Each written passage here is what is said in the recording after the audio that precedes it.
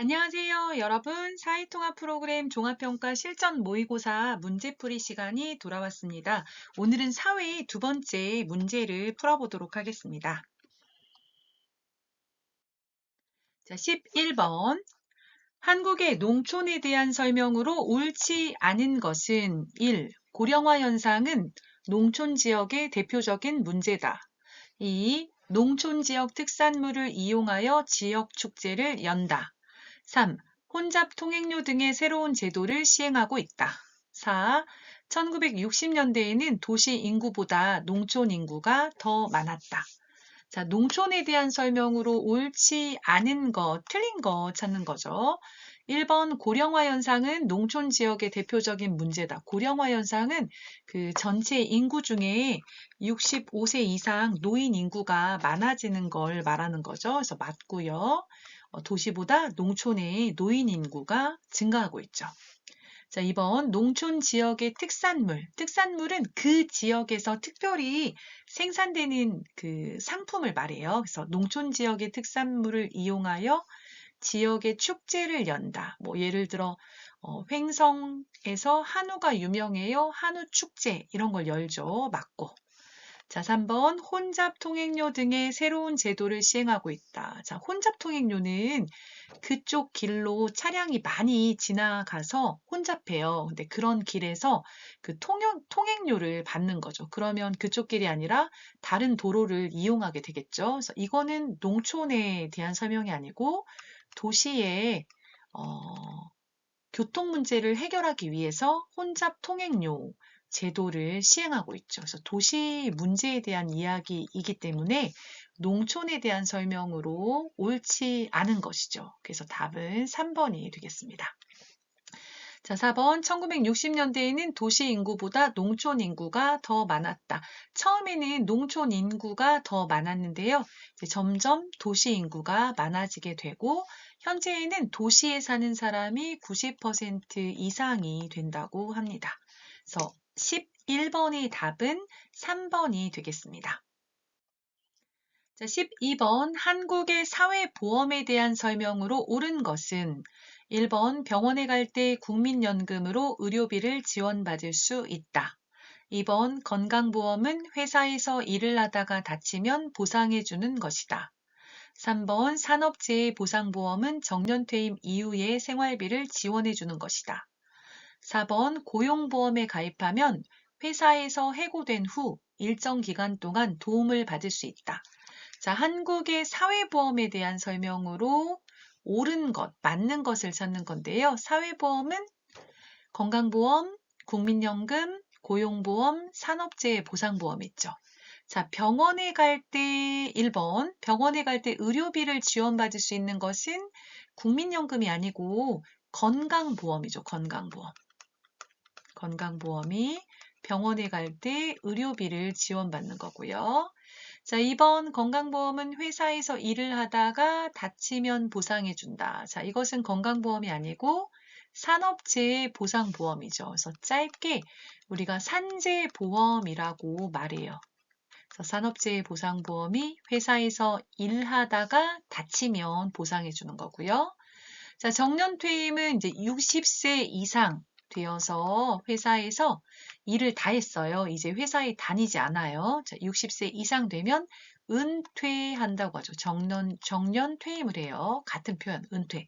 자, 정년퇴임 이후에 생활비를 지원해 주는 것은 산업재해보상보험이 아니고 국민연금이죠. 국민연금. 그래서 틀렸고요. 4번 고용보험에 가입하면 회사에서 해고된 후 나는 회사에 다니고 싶은데 회사에서 다음 달부터 나오지 마세요. 이러는 경우죠. 일정 기간 동안 도움을 받을 수 있다. 고용보험이 맞죠. 답은 4번이 되겠습니다.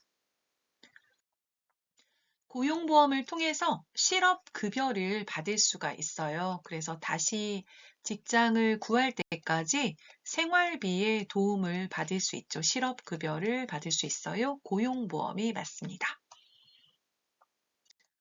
13번 공공부조에 대한 설명으로 옳은 것은 1. 모든 외국인은 공공부조를 받을 수 없다. 2. 한국어 교육은 공공부조의 대표적인 혜택이다. 3. 원칙적으로 공공부조는 한국 국민들에게만 적용된다. 4. 한국 사람이라면 소득에 상관없이 지원받을 수 있다. 자, 1번. 모든 외국인은 공공부조를 받을 수 없다. 틀렸고요. 외국인 중에서 한국 국민과 혼인한 사람 또는 한국 국적을 가진 부모, 한국 국적을 가진 자녀를 돌보는 사람, 그 다음 난민으로 인정된 사람 중에서 이제 경제적으로 어려운 사람들은 공공부조를 받을 수가 있어요. 그래서 혼인이나 또는 한국인 부모 또는 한국인 자녀를 돌보는 경우.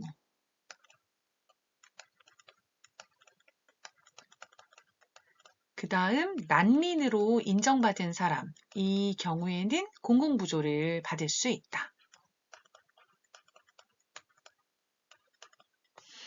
그래서 틀렸고요. 2번 한국어 교육은 공공부조의 대표적인 혜택이다. 아니죠. 아니고. 3번 원칙적으로 공공부조는 한국 국민들에게만 적용된다. 이게 맞습니다. 원칙은 한국 국민에게만 적용되는데 한국 사람과 혼인, 결혼한 사람, 한국인 부모나 자녀를 돌보는 사람, 난민인 경우는 공공부조를 받을 수 있다. 자, 4번 한국 사람이라면 소득에 상관없이 지원받을 수 없다. 소득에 상관없이가 틀렸어요. 한국 사람 중에서도 소득이 최저 생계비보다 적은 저소득층만 지원을 받을 수가 있죠. 그래서 13번의 답은 3번이 되겠습니다. 14번 안전한 생활을 위한 방법으로 옳지 않은 것은 1. 국가 재난관리를 담당하는 기관은 법무부이다. 2. 재난대응 안전한국훈련에 적극적으로 참여한다. 3. 재난이나 사고가 발생했을 때는 긴급신고 전화로 신고한다. 4. 평소에 위험한 시설을 발견하면 안전신문고에 신고할 수 있다. 옳지 않은 것이니까 틀린 거 찾아야 돼요. 자, 1. 국가재난관리를 담당하는 기관은 법무부이다. 틀렸죠. 법무부가 아니고 행정안전부죠. 행정안전부. 그래서 정답은 1번이 되겠네요. 자, 2번. 재난대응 안전한국훈련에 적극적으로 참여한다. 맞고요. 1년에 한 번 이상 있죠. 3번. 재난이나 사고가 발생했을 때 긴급신고 전화 119, 112로 전화한다. 맞고요. 평소에 위험한 시설을 발견하면 안전신문고에 신고할 수 있다. 이것도 맞습니다. 그래서 틀린 것은 1번이 되겠습니다. 15번 한국에서 집을 구하는 방법으로 옳지 않은 것은 1. 전세로 집을 구하는 방식은 한국에서만 사용된다. 2. 최근에는 반전세라는 방식으로 집을 구하기도 한다. 3. 집을 구할 때는 친한 친구와 직접 거래하는 것이 좋다.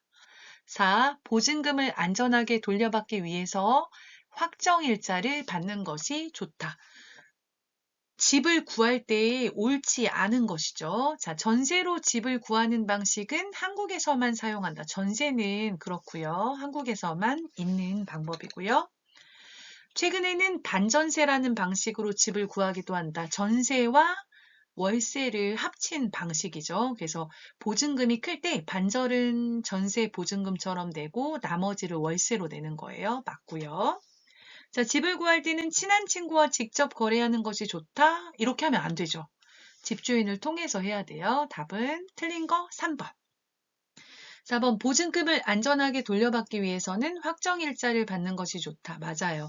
전입신고를 하고 이사했어요. 주소를 옮겨요. 그래서 전입신고를 하고 그 계약서에 확정일자를 받아야 하죠. 그래야 보증금을 좀 더 안전하게 돌려받을 수가 있다. 그래서 옳지 않은 것은 3번이 되겠습니다.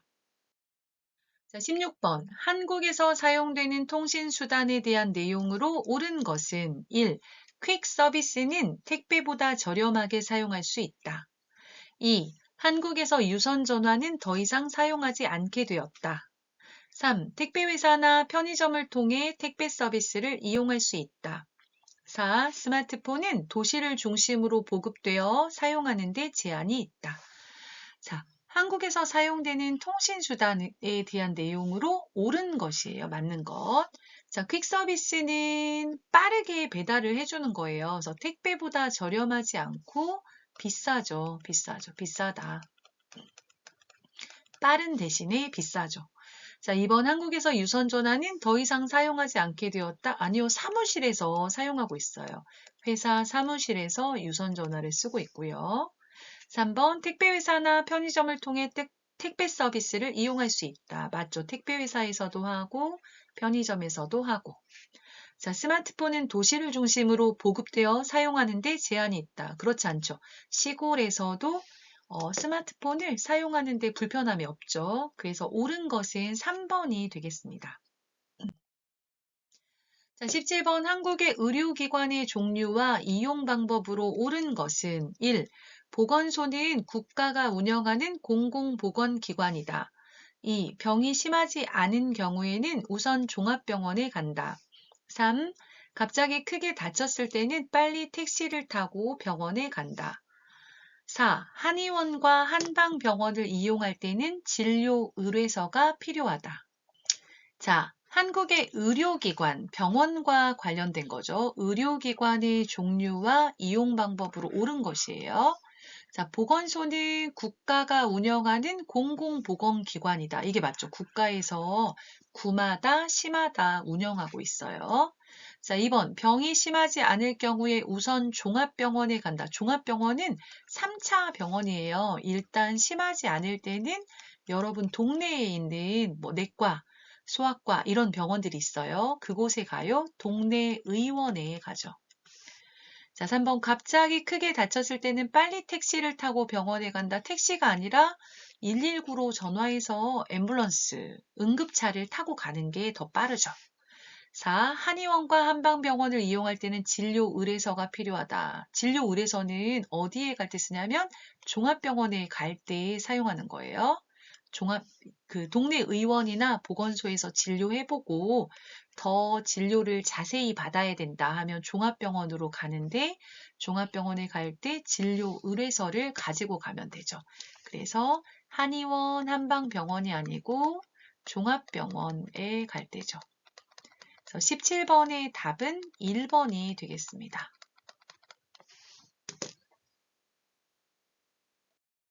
자, 18번. 제시된 상황과 관련된 전화번호를 알맞게 연결하시오. 1. 화재가 났을 때. 2. 도둑이 들었을 때. 3. 인터넷에서 범죄가 발생했을 때. A. 112, B. 118, C. 119. 자, 화재. 불이 났어요, 불이 났어요. 그럼 어디로 전화해요? 화재나 응급 환자가 발생하면 119로 전화해야 되죠. 화재 또는 응급 환자 발생했을 때. 자, 2번. 도둑이 들었을 때, 이거는 범죄가 발생한 거예요. 그러면 경찰서에 전화해야 되죠. 112. 자, 3번. 인터넷에서 범죄가 발생했을 때, 인터넷 범죄는 사이버 범죄를 말해요. 그거는 118입니다. 118.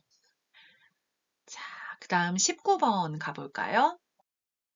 자, 공공부저의 한 형태로 갑작스럽게 어려운 일을 당해 생계 유지가 어려운 저소득층 가구를 지원하는 제도는 무엇이에요? 이것은 긴급, 갑자기 어려운 일이 생겨서 빨리 도와줘야 돼요. 그래서 긴급 복지 지원 제도라고 합니다. 긴급 복지 지원 제도. 자, 그 다음 20번 봅시다. 자, 유네스코가 문맹 퇴치 사업에 세계적으로 큰 공을 세운 사람이나 단체에게 주는 상의 이름을 맞추는 건데요. 문맹 퇴치 사업, 문맹이 뭐냐면요. 글자를 읽고 쓸 줄 모르는 사람이에요. 그러니까 글자를 모르는 사람. 그런 사람을 퇴치, 없애다. 그러니까 사람들에게 글을 가르쳐 주는 거죠. 글자를 가르쳐 줘요.